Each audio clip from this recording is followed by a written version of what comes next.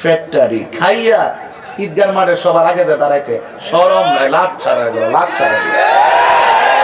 এখন আমার দিক কিনা বলে আবার ঈদগার ময়দানের সামনে যাইব, শরমও করে না। মগাড়ি রমজান মাসে হোটেলে যায় দরজা লাগাই রাখা, কো খাইতে যায় কথা কোনে গেলি। আরে আমার মায়া ছোট্ট ছোট মেয়ে 10 বছর 11 বছর পড়ছে, এখন রোজা ভাঙাইতে পারতেছি না।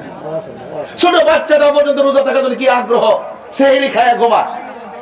আর অত বড় বোম্বা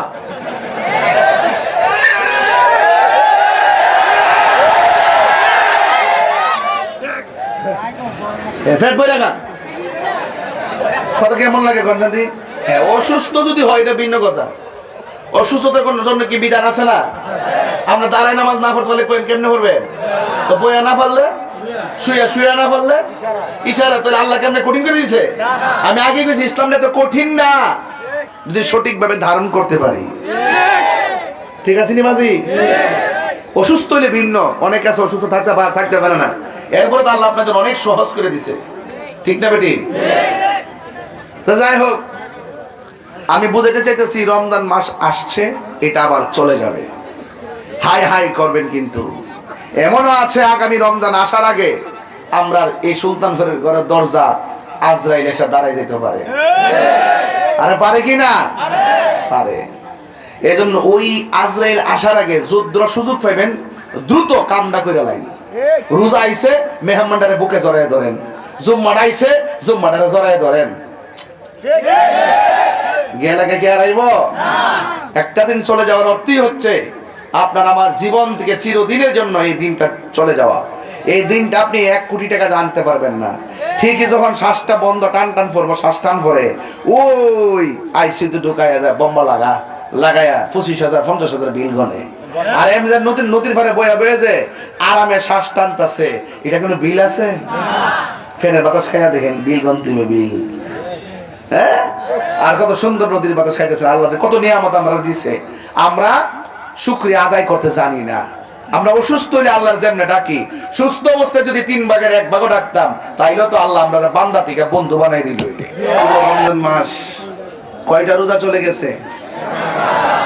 11টা গেছে।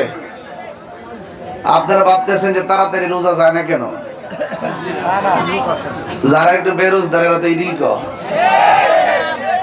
যারা ফেটটা খায় আই মজে না, এরা তো এটাই চা, ঠিক নেই?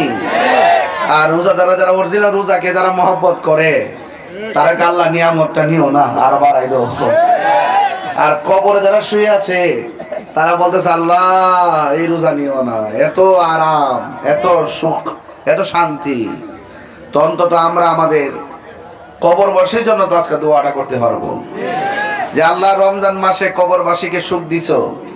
আল্লাহ এই রমজান মাস উপলক্ষে জাহান্নামের দরজায় তুমি তালা দিছো। এই রমজান মাস উপলক্ষে শয়তানকে শিকল দিয়ে বাঁধছো। এই রমজান মাস উপলক্ষে আসমানের দরজা খুলছো। এই রমজান মাস উপলক্ষে জান্নাতের দরজা খুলছো। আল্লাহ একটা ফরিয়াদ করি, কবরবাসীর কবরটাকে কিয়ামত পর্যন্ত জান্নাতবাসী করে দাও। আজকের মাহফিলে এর চাইতে বড় চাওয়া কি আর আছে? নাই। আমরা যদি তাদের জন্য দোয়া করি, আমরা মারা যাওয়ার পরে আমাদের জন্য মানুষ দোয়া করবে, ঠিক না বাবা? তো আজকে 11তম রোজা, লাস্টে কিন্তু 10 দিন আছে, আসেনি? আপনারা এখন থেকে রেডি হন। গরু আছে কইয়া দূরে সরে থেকেন না। রাষ্ট্রের 10 দিন আপনারা এতেকাফ করবেন।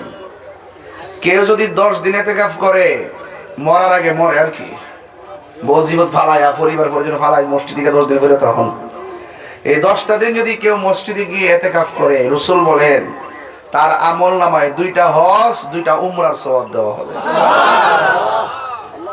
অনেক গুরুত্বপূর্ণ না ভাই?